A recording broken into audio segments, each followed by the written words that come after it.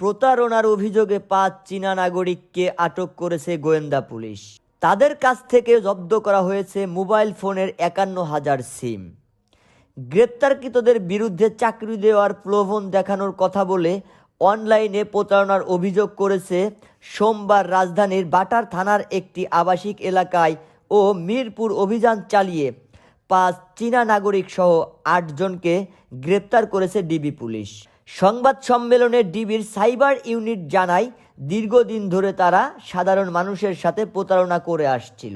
আরও জানায়, বিভিন্ন টেলিগ্রাম গ্রুপ, হোয়াটসঅ্যাপ গ্রুপ এর মাধ্যমে বিভিন্নভাবে মানুষকে মিথ্যা আশ্বাস দিয়ে এবং স্বল্প মূল্যে বিভিন্ন পণ্য বিক্রয় এবং ঘরে বসে কাজ করুন এ সমস্ত কথা বলে মানুষকে ঠকিয়ে আসছে। এ প্রতারকদের সাথে মোবাইল অপারেটর কেউ থাকতে পারে বলে জানিয়েছে ডিবি পুলিশ।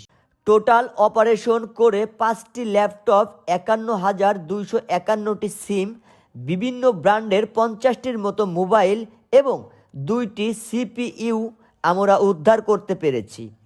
অপরিচিত কারোর সাথে বিকাশের লেনদেন না করার সতর্ক দিয়েছেন ডিবি পুলিশ।